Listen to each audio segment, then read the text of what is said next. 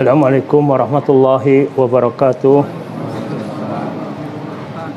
Innal hamdalillah nahmaduhu wa nasta'inuhu wa nastaghfiruh wa na'udzu billahi min shururi anfusina wa min sayyiati a'malina. May yahdihillahu fala mudhillalah wa may yudlil fala hadiyalah. Asyhadu an la ilaha illallah wahdahu la syarikalah wa asyhadu anna Muhammadan abduhu wa rasuluh. Amma ba'd. Jamaah sekalian, insyaallah malam hari ini kita akan membahas satu peristiwa dalam sejarah, dalam sirah Nabi sallallahu alaihi wasallam, yaitu tentang kisah perang Dzatus Salasil yang terjadi di tahun 8 Hijriah. Di tahun 8 Hijriah. Setelah terjadi perjanjian Hudaybiyah sebelumnya, kemudian Nabi SAW meluaskan dakwah Islam ke wilayah utara dari Hijaz ke arah Syam, dan sempat juga sebelumnya terjadi pertempuran, yaitu perang Mu'tah. Perang Mu'tah yang dimana ada 3 sahabat utama yang insyaallah gugur sebagai syuhada, yaitu Zaid bin Harithah radhiyallahu anhu, kemudian Ja'far bin Abi Thalib radhiyallahu an, dan kemudian Abdullah bin Rawahah radhiyallahu an. Setelah pulang dari perang Mu'tah, setelah beberapa lama gitu ya, di bulan Jumadil Akhir tahun 8 Hijriah, Nabi SAW memanggil Amr bin As radhiyallahu anhu untuk memimpin pasukan memerangi Bani Qudha'ah. Bani Qudha'ah itu berada di wilayah utara Al-Hijaz. Mereka ini dari suku-suku Arab yang membela pasukan Romawi dalam perang Mu'tah untuk memerangi kaum muslimin ya. Bahkan Nabi SAW juga mendengar bahwa mereka sedang menyiapkan pasukan untuk menyerang Madinah.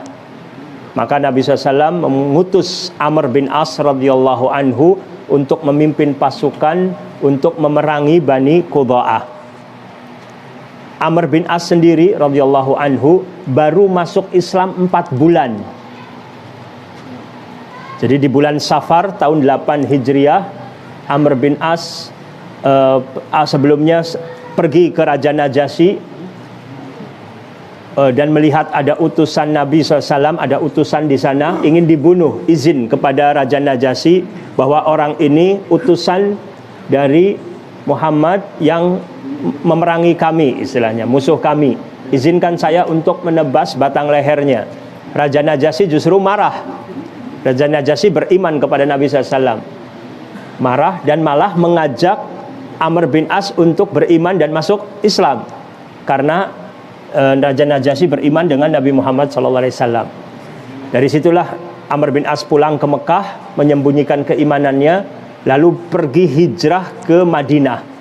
Di tengah jalan bertemu dengan Khalid bin Walid radhiyallahu anhu juga yang berniat untuk masuk Islam juga. Itu terjadi di tahun 8 Hijriah sebelum Fathu Mekah.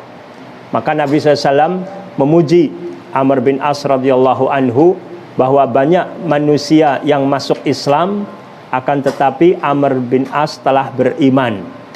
Artinya tingkatan keimanan, kualitas imannya lebih tinggi daripada orang-orang Mekah yang masuk Islamnya setelah Fathu Mekah. Jadi Amr bin As terkenal kecerdasannya, kecerdikannya, dan juga pandai dalam hal strategi militer. Nabi SAW baru pertama kali ini menugaskan Amr bin As untuk memimpin pasukan. Padahal prajurit-prajuritnya banyak orang-orang yang sudah masuk Islam sudah lama, gitu ya. Tapi mereka juga taat mengikuti komandan panglima dari Amr bin As ini. Berangkatlah 300 orang dengan 30 pasukan berkuda. Berarti 270-nya tidak dengan berkuda, tidak diceritakan apakah ada yang naik unta berapa, kemudian yang berjalan kaki berapa ya, tidak semuanya naik kendaraan. Perjalanan dari Madinah menuju daerah Bani Qudha'ah itu perjalanan 10 hari. Dalam kitab-kitab sejarah sering ditulis perjalanan 10 hari gitu misalnya. Berapa jaraknya 10 hari ini? Para ahli sejarah meneliti, ada seorang ulama yang menyebutkan dalam sehari kemampuan manusia berjalan kaki biasanya ya 80 km. Dalam sehari itu 80 km. Itu dilakukan oleh unta juga yang berjalannya lambat, perjalanan 10 jam. Tapi ada juga yang mengatakan 144 km. Berarti kalau 144 jaraknya dari Madinah 1440 km gitu ya. Tapi kalau kita ambil yang minimal saja jarak 800 km. Perjalanan jihad artinya di musim dingin lagi, terjadinya di musim dingin. Amr bin As memerintahkan pasukannya berjalan di malam hari. Adapun di siang harinya istirahat. Walaupun di negeri Arab ada musim dingin, tapi bukan berarti siangnya tidak ada matahari. Tetap saja matahari ada, dan lebih berat orang berjalan di siang hari, lebih berat, lebih lelah, dan juga lebih kemungkinannya untuk diketahui musuh lebih mudah. Amr bin As sebagai seorang pemimpin sayang kepada orang-orang yang dipimpinnya, menginginkan keselamatan mereka.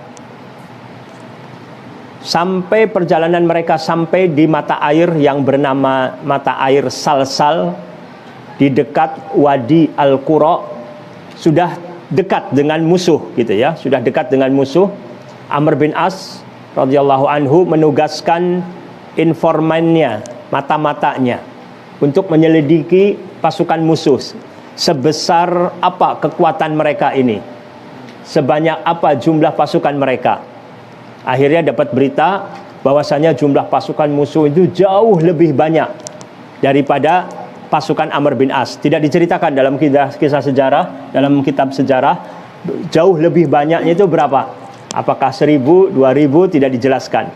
Yang jelas Amr bin As radhiyallahu anhu menugaskan seorang utusan yaitu Rafi' al-Juhani untuk ke Madinah lagi untuk meminta bantuan pasukan. Amr bin As menulis surat. Lalu berangkatlah Rafi' al-Juhani ini dalam 10 hari ya perjalanan kurang lebih, atau mungkin kurang karena naik kuda sangat cepat sekali, sampai kepada Nabi SAW. Nabi mengutus 200 pasukan bantuan, sebagai bantuan. 200 pasukan, dipimpin pasukan yang 200 ini oleh Abu Ubaidah ibnil Jarrah radhiyallahu anhu. Abu Ubaidah ini adalah salah satu dari 10 sahabat yang dijamin masuk jannah dan masuk Islam dari awal mula dakwah Islam. Kalau di Mekah saja sudah 13 tahun dakwah, kemudian sekarang di Madinah tahun ke-8, berarti sudah lebih dari 20 tahun berjuang bersama Rasulullah SAW. Kalau kita bandingkan ada senior junior, maka Abu Ubaidah adalah senior, Amr bin As adalah junior. Walaupun usianya Amr bin As lebih tua daripada Abu Ubaidah. Amr bin As ketika masuk Islam usianya 55 tahun. Abu Ubaidah masih usianya saat itu sekitar 48-47 tahun.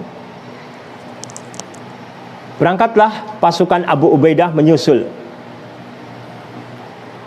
Di antara prajurit dari pasukan Abu Ubaidah terdapat Abu Bakar As-Siddiq dan Umar bin Khattab radhiyallahu anhuma. Dan pasukan yang dibawa oleh Abu Ubaidah juga banyak pasukan-pasukan elitnya lah. Artinya dari kaum muhajirin dan ansor yang sudah senior-senior dalam peperangan dan juga dalam keislaman dan perjuangan ya. Akhirnya bertemu 200 dengan 300, jumlahnya berapa? 500. Jadi satu, ketika akan sholat berjamaah, sholat dipimpin oleh seorang imam. Dan biasanya imam sholat yaitu sebagai pimpinan. Berarti pimpinan pasukan itu juga yang mengimami sholat. Maka pasukan prajurit dari Abu Ubaidah meminta Abu Ubaidah untuk maju untuk jadi imam. Abu Ubaidah melangkah untuk jadi imam, lalu dicegat oleh Amr bin As bahwasanya sayalah yang jadi imamnya, karena saya pimpinan keseluruhan pasukan. Abu Ubaidah prajuritnya ya, Abu Ubaidah tenang saja, tidak membantah, tapi prajuritnya mengatakan, kalau begitu Anda Amr bin As pimpinan imam untuk pasukan Anda, sedangkan kami imamnya Abu Ubaidah. Bikin dua saja, dua gelombang lah, masing-masing ada pimpinannya. Amr bin As bilang, tidak, kalian semua harus meleburkan diri di bawah pimpinan saya, harus dalam satu komando. Saya yang lebih berhak untuk jadi imam. Karena apa? Karena Rasulullah SAW menugaskan saya untuk misi ini, sedangkan kalian adalah pasukan pembantu. Dan Rasulullah SAW telah menyerahkan bendera kepada saya. Abu Ubaidah radhiyallahu anhu teringat sebelum berangkat menyusul ke pasukan Amr bin As, diberi wasiat oleh Nabi SAW. Isi wasiatnya, tatawa'a wala takhtalifa, hendaklah kalian berdua saling sepakat, saling mengikuti, dan jangan kalian berdua berselisih.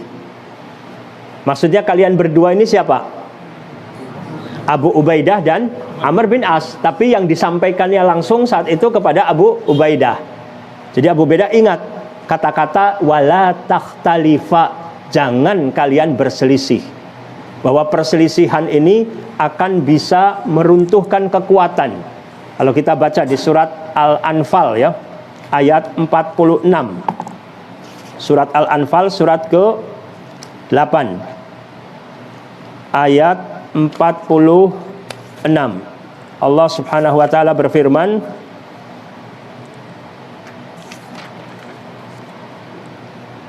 wa ati'ullaha wa rasulahu wa la tanaza'u fatafshalu wa tadhhaba rihukum wasbiru innallaha ma'as sabirin. Taatlah kalian kepada Allah dan Rasulnya, dan janganlah kalian berselisih, yang menyebabkan kalian menjadi gentar dan kekuatan kalian menjadi hilang. Dan bersabarlah, sungguh Allah bersama orang-orang yang sabar. Abu Ubaidah ingat pesan tersebut dan menyampaikan kepada Amr bin As, amanat kan, bahwa Rasulullah SAW sebelum saya berangkat berpesan, tatawa'a wala takhtalifa, kalian berdua harus saling mengikuti, saling sepakat, dan jangan kalian berdua berselisih. Wahai Amr bin As, seandainya engkau menyelisihi pendapat saya tetap akan mentaati Anda. Sekarang saya berada di bawah komando Anda. Luar biasa nih, ya. Tawadhu, rendah hati dari Abu Ubaidah radhiyallahu anhu. Walaupun secara kelayakan beliau lebih layak, lebih pantas jadi pimpinan dibandingkan Amr bin As, tapi beliau mengalah untuk menjaga persatuan.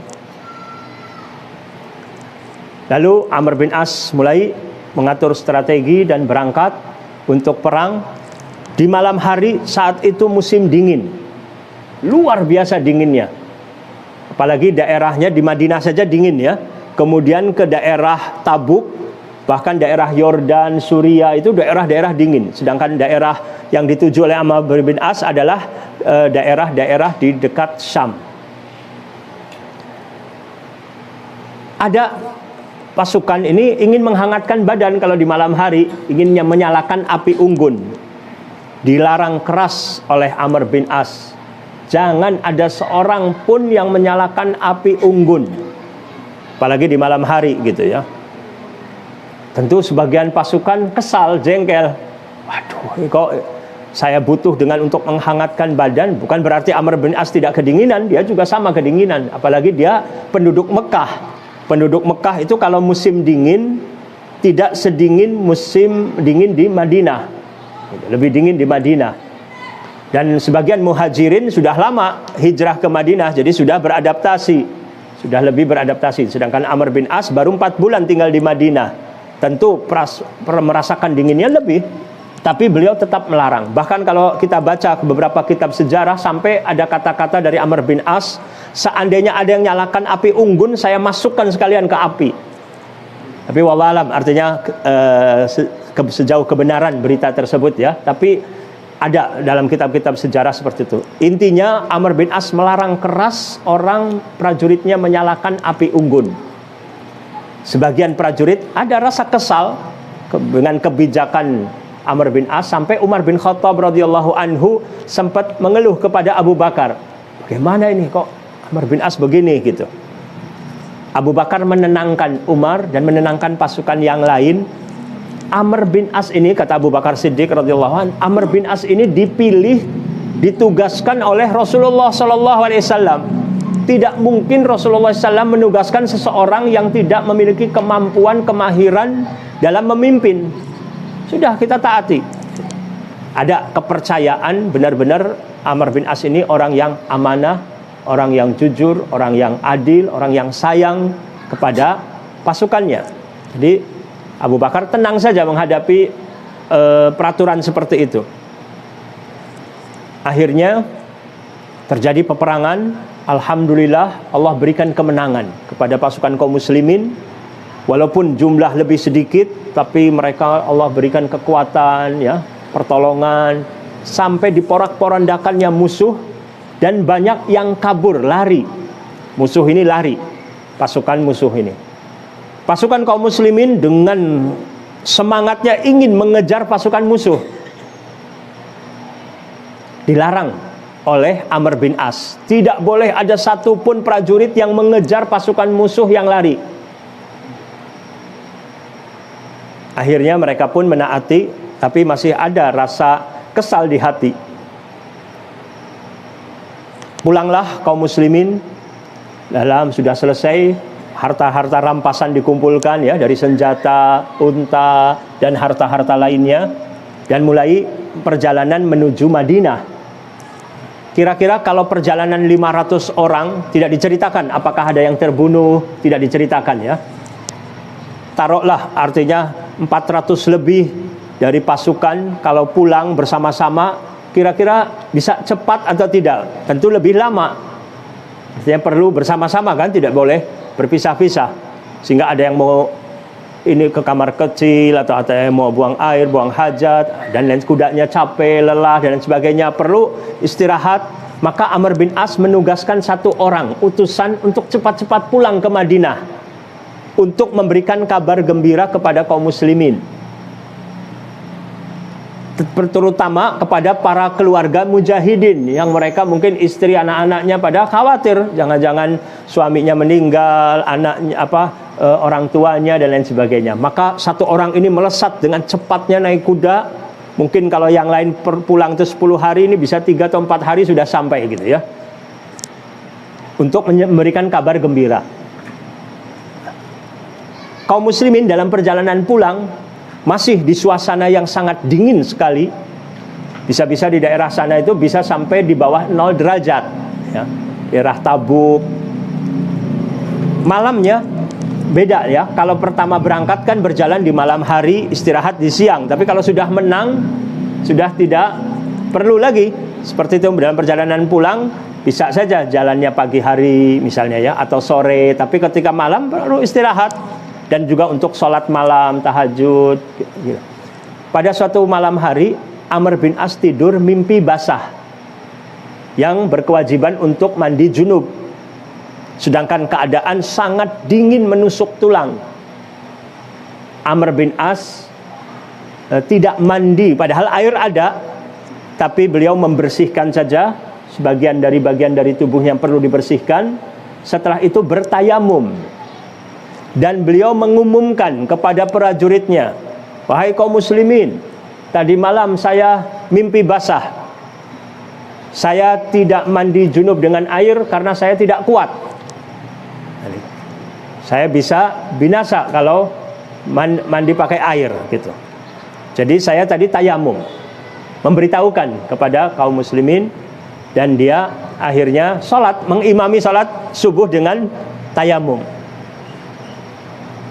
Sampailah kaum muslimin pulang ke Madinah.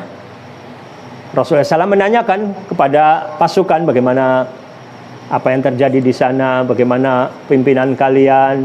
Mereka memuji Amr bin As radhiyallahu anhu, kepandaiannya, kecerdasannya dalam memimpin peperangan, tapi mengeluhkan 3 hal. Tidak boleh menyalakan api unggun. Kemudian apa lagi? Tidak boleh mengejar musuh yang kabur. Dan sholatnya ketika berjunub tidak mandi pakai air tapi tayamum gitu. Ada yang melaporkan kepada Nabi SAW. Maka Nabi memanggil Amr bin As. Ditanya. Maka Amr bin As menjawab bahwa pasukan kaum muslimin ini jumlahnya sedikit. Kalau kita nyalakan api unggun, ada di antara pasukan yang menyalakan api unggun, akan ketahuan oleh musuh keberadaan kita ini. Dan akan lebih mudah untuk diserang. Sehingga kemungkinan kita akan kalah. Jadi sengaja tidak boleh ada api supaya dalam keadaan tidak bisa dipantau keberadaan kaum muslimin ketika di malam harinya. Nabi kagum dengan jawaban Amr bin As seperti itu. Lalu ditanya lagi, mengapa tidak musuh dikejar, tidak boleh dikejar? Ya Rasulullah, jumlah kami ini sebenarnya sedikit. Ketika musuh kabur berpencar, ada yang ke kanan, ada yang ke kiri, ada yang terus. Kalau kaum muslimin ini pasukan kita mengejar, pasti akan berpencar juga. Maka dari yang sudah sedikit akan jadi lebih sedikit lagi. Disitulah biasanya strategi musuh untuk memencar atau semakin memecah jumlah kaum muslimin supaya lebih sedikit. Nanti di balik bukit mereka sudah menyiapkan pasukan untuk menyerang balik gitu. Sepertinya jebakan. Maka kami tidak ingin dijebak seperti itu, supaya kaum muslimin pasukan selalu bersama terus, berkumpul, jangan berpecah. Nabi pun kagum dengan strategi militer dari Amr bin As untuk tidak mengejar. Lalu Nabi tanya, saya dengar Anda mimpi basah, kemudian harusnya dalam keadaan junub mandi, Anda tayamum. Amr bin As mengatakan, iya ya Rasulullah, saya ini tidak kuat, luar biasa dengan dinginnya. Kalau saya bisa menggunakan air tersebut, saya mandi dengan air, akan mengakibatkan bahaya bagi tubuh saya. Saya teringat dengan firman Allah di surat An-Nisa ayat 29. Allah berfirman, wala taqtulu anfusakum innallaha kana bikum rahima. Janganlah kalian bunuh diri kalian sendiri, sesungguhnya Allah penyayang, sangat sayang kepada hamba-hambanya, kepada kalian. Nabi tertawa. Tertawanya kagum dengan jawaban Amr bin As dan tidak berkata apa-apa. Artinya membenarkan. Seandainya Amr bin As salah, tentu akan ditegur oleh Nabi SAW. Ini juga menunjukkan luar biasa, baru 4 bulan masuk Islam pun Amr bin As sudah berinteraksi dengan Al-Quran, membaca Al-Quran, mengingat isi Al-Quran. Sehingga dia pun berijtihad gitu ya, berijtihad atas sikapnya dia ketika dalam keadaan junub tidak mandi dengan air. Ada seorang teman bertanya, Ustadz, kan di saat itu Amr bin As prajuritnya itu banyak yang para ulama juga dari para sahabat yang lebih senior. Mengapa Amr bin As tidak bertanya kepada mereka? Saya katakan dalam kitab-kitab sejarah, Amr bin As itu mengumumkan kepada pasukan, saya tadi malam mimpi basah. Kalau beliau tidak mengumumkan, tentu pasukan tidak ada yang tahu keadaan dia junub. Dari mana tahunya? Itu masalah pribadi. Tapi ketika dia mengumumkan, berarti itu secara tidak langsung pertanyaan. Pernyataan dia itu berupa pertanyaan juga. Seandainya saya salah, tentu akan diingkari oleh sahabat, yang para ulamanya ya. Ketika dia mimpin sholat, kalau memang itu batal, para ulama sahabat akan bilang jangan, tidak boleh gitu kan. Tapi tidak ada satupun di antara ulama-ulama sahabat yang jadi prajurit itu yang menentang atau mengingkari. Ini menunjukkan bahwasanya para ulama dari sahabat juga membenarkan tindakan Amr bin As. Adapun sebagian sahabat yang pulang melapor kepada Nabi, mereka ada keraguan. Jadi ingin memantapkan lagi apakah benar atau tidak sikap Amr bin As, sehingga bertanya kepada Rasulullah SAW. Karena waktu itu Rasulullah SAW masih hidup ya. Sehingga para ulama pun sekarang kita kalau buka, diantaranya di Majmu' Fatawa Syekhul Islam Ibnu Taimiyah, para ulama itu sepakat, artinya kalau ada orang dalam keadaan junub dan dia dalam keadaan bisa membahayakan dengan mandi, itu akan tidak boleh mandi, maka dengan tayamum dibolehkan. Termasuk juga tadi dengan dingin yang sangat dingin yang tidak kuat dengan air pun itu dibolehkan. Ini menunjukkan juga rahmat, keluasan dan keluasan syariat Islam. Islam ini agama yang mudah, tapi jangan kita memudah-mudahkan. Tiap orang berbeda ya. Mungkin kalau terjadi pada selain Amr bin As, mungkin ada yang mandi, ya kuat. Tiap orang berbeda. Saya katakan tadi Amr bin As penduduk Mekah, kekuatannya untuk menahan dingin tidak sekuat penduduk Madinah misalnya, atau orang yang sudah lama tinggal di Madinah. Jadi bisa berbeda. Di sini pernah terjadi dalam masa Nabi SAW, ada seorang lagi safar, kemudian kejatuhan batu, kepalanya berdarah. Kemudian dia mimpi basah. Dia tanya kepada temannya, bagaimana nih, saya mandi apa enggak? Oh enggak bisa, enggak ada rukhsah, harus mandi. Ketika mandi dengan air, meninggal dunia disebabkan kena air karena luka tadi. Nabi mendengar berita tersebut, setelah terjadi sampai mendengar, Nabi marah. Qatalahumullah. Mereka telah membunuhnya. Semoga Allah memerangi mereka. Artinya Nabi marah gitu kepada orang yang berfatwa tanpa ilmu. Seharusnya mereka kalau tidak tahu jawaban yang benar, harusnya bertanya. Jadi yang ditanya tadi, kalau dia memang bukan ahlinya dan tidak tahu, jangan asal-asal menjawab. Kata Nabi, sesungguhnya obat dari penyakit kebodohan adalah as-su'al, bertanya. Ya. Dan Nabi menyatakan seharusnya dia bertayamum. Jadi di sini ada rukhsah. Alhamdulillah, Amr bin As luar biasa senang sekali dengan jawaban Nabi SAW, dengan sikap Nabi SAW yang ridha kepada Amr bin As. Dan setelah kejadian perang Zatus Salasil juga, wibawa kaum muslimin juga semakin meningkat, terutama di wilayah utara Jazirah Arab, di wilayah utara Hijaz. Semakin banyak kaum-kaum, kabilah-kabilah suku Arab yang masuk Islam. Dan perlu diketahui juga, di antara hikmah Nabi SAW mengutus Amr bin As pergi ke Bani Qudha'ah ini, nenek Amr bin As itu orang dari Bani Qudha'ah.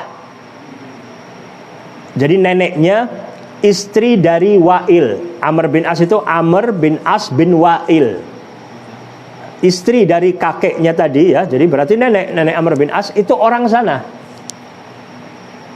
Jadi Nabi SAW juga mengharapkan ada hikmah, kalau pimpinan kaum musliminnya itu masih ada hubungannya dengan darah dari orang Bani Qudha'ah, bisa jadi orang Bani Qudha'ah juga sebagiannya akan lemah lembut kepada kaum muslimin. Ada yang mungkin bisa masuk Islam, tidak memerangi gitu ya. Itu juga diantara hikmahnya.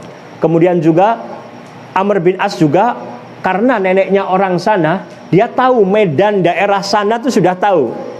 Walaupun dia tinggal di Mekah, tapi ada hubungan, dia suka pergi ke sana, sehingga dia tahu medan daerah sana. Maka seorang pemimpin yang perang, panglima perang yang tahu medan, itu berbeda dengan panglima perang yang mungkin tidak tahu medan di sana. Sini ada nilai tambah di antara hikmahnya Nabi SAW menunjuk Amr bin As untuk menjadi panglima perang di sana. Amr bin As merasa bahwasanya Rasulullah SAW memberikan apresiasi untuk beliau, menunjuk jadi panglima perang. Padahal ada Abu Bakar, ada Umar, ada Abu Ubaidah.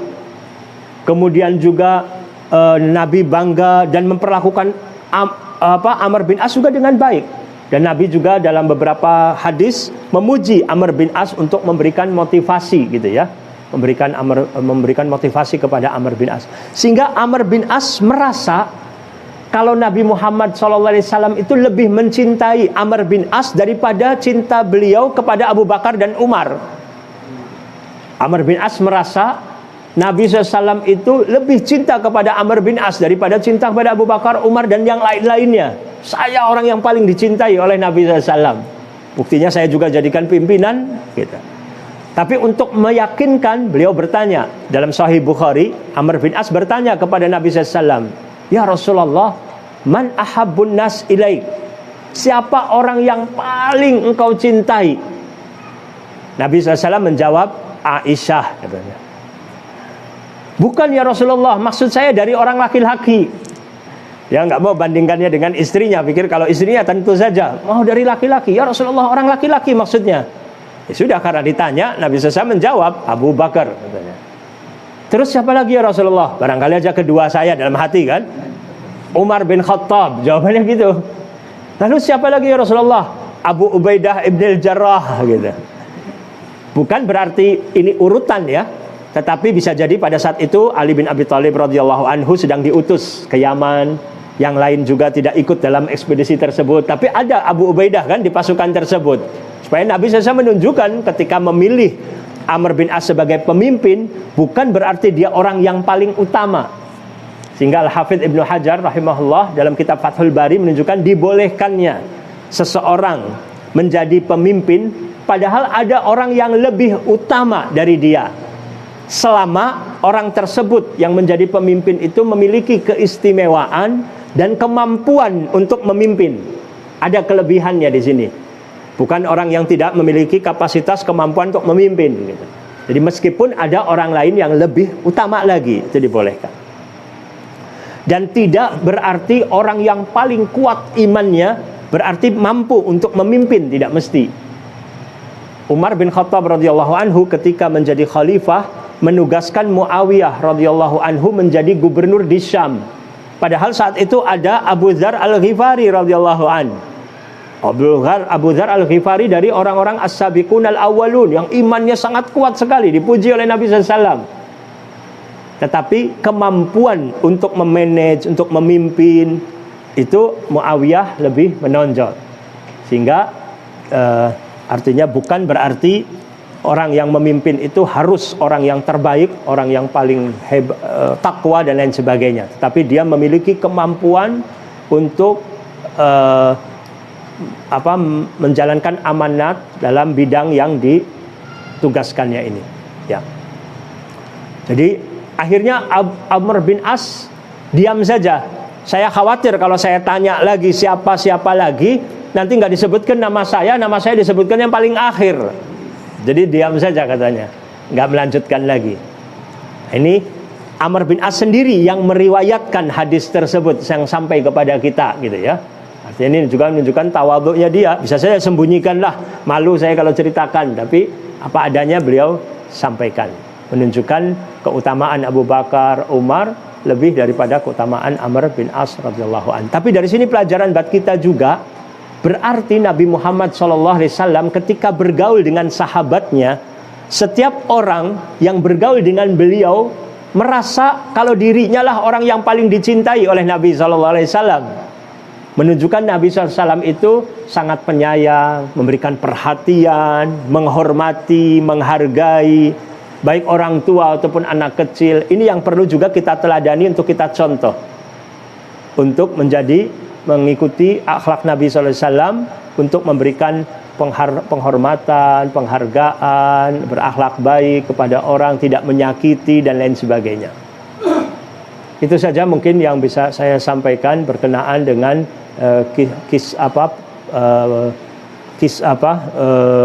pelajaran dan hikmah dari kisah perang Dzatus Salasil ya di tahun 8 Hijriah. Setelah itu Amr bin As radhiyallahu anhu ditugaskan oleh Rasulullah SAW untuk berdakwah ke negeri Oman. Sampai dia berangkat ke negeri Oman, ada penguasa di sana, 2 orang yang sangat berkuasa, didatangi oleh Amr bin As, diajak masuk Islam. Allah berikan kelebihan kepada Amr bin As ini, kepandaian berkomunikasi, sampai 2 orang itu masuk Islam. Dan seluruh rakyat Oman masuk Islam juga. Makanya waktu musyrikin itu mengejar kaum muslimin yang hijrah ke Habasyah, yang dikirim Amr bin As juga untuk bernego dengan Raja Najasyi di awal. Kemudian Amr bin As di masa Rasulullah SAW ditugaskan juga untuk mengumpulkan zakat, jadi amil di daerah Oman. Ini menunjukkan juga Nabi SAW percaya penuh dengan amanat dari Amr bin As radhiyallahu an. ketika Nabi SAW meninggal dunia, beliau ridha kepada Amr bin As radhiyallahu an.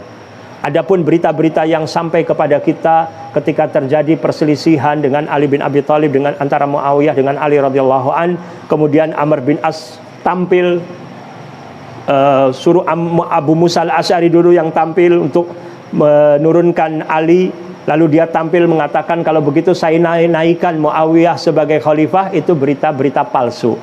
Tidak ada kejadian seperti itu. Sampai akhirnya naudzubillah ya, orang mendiskreditkan Amr bin As, dikatakan seorang yang licik dan lain sebagainya. Naudzubillah min dzalik. Tidak ada kejadian seperti itu, tapi tahkimnya ada, tapi tidak sampai Ali diturunkan. Pada saat itu tetap Ali menjadi khalifah, tetap menjadi khalifah. Tapi pada saat itu ada gencatan senjata. Ya. Terakhir di masa Umar bin Khattab ya, beliau ditugaskan Amr bin As memimpin perang ke Palestina, membebaskan negeri Palestina, bahkan juga sampai membebaskan negeri Mesir dari penjajahan Romawi. Dan rakyat Mesir justru gembira sekali menyambut pembebasan yang dipimpin oleh Amr bin As, sampai berbondong-bondong masuk Islam banyak sekali orang Mesir. Dan sampai sekarang mereka sangat mencintai Amr bin As radhiyallahu anhu, dan insyaallah kaum muslimin seluruh dunia mencintai Amr bin As radhiyallahu an. Dan meninggal Amr bin As sekitar tahun 43 Hijriah kalau tidak salah. Usianya, lahirnya 47 sebelum Hijriah. Kalau ditambah 43 berarti sekitar 90 tahun ketika meninggal. Ini. Tapi semangatnya luar biasa. Di masa-masa Umar bin Khattab itu sudah umurnya kalau tahun 20-an berarti sudah 67 tahun, tapi masih memimpin pasukan perang dalam usia 67 tahun. Pernah ketika dia berperang dengan tentara Romawi ya, Amr bin As banyak menugaskan orang-orang pilihannya ke beberapa daerah sehingga kekurangan orang. Untuk menemui raja Romawinya, dia berangkat sendiri menemui raja untuk nego sebagai utusan, tapi dia tidak mengatakan dirinya sebagai Amr bin As. Ketika nego, raja ini heran, ini orang seperti Amr bin As, atau mungkin fotokopiannya barangkali. Raja ini ingin membunuh Amr bin As, padahal dia sebagai utusan. Sudah pesan kepada prajuritnya, nanti kalau orang ini keluar, bunuh saja gitu. Amr bin As ketika pamit mau keluar, melihat gelagat ada gerakan dari pasukan dari Raja Romawi ini yang tidak nyaman gitu. Langsung dia balik lagi ke menemui raja. Dia bilang, wahai raja, ini di luar sana ada sahabat-sahabat saya yang mereka tuh orang-orang elit, orang-orang terdekatnya Rasulullah Shallallahu Alaihi Wasallam. Tapi Nabi sudah meninggal. Saya ingin mengenalkan mereka kepada Anda, ingin bawa ke sini untuk berunding lagi seperti tadilah, mendengarkan obrolan Anda. Bagaimana pendapat Anda? Pikir rajanya, daripada saya membunuh satu, lebih baik bawa saja teman-temannya semua lagi ke sini, baru nanti dibunuh. Oh ya, silahkan. Langsung dia ralat lagi kepada prajuritnya, jangan diganggu orang ini, biarkan dia keluar dengan bebas.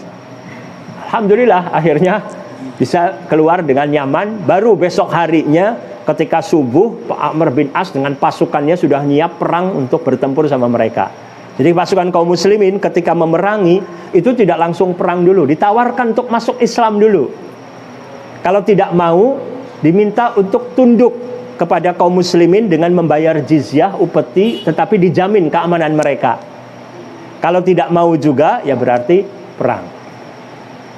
Ya, itu saja mungkin yang bisa saya sampaikan. Semoga Allah SWT meridhai Amr bin As, meridhai para sahabat semuanya, dan kita juga bisa meneladani perjuangan para sahabat, bagaimana saling menyayanginya di antara mereka, menjaga persatuan untuk tidak saling bermusuhan, tidak saling berselisih ya.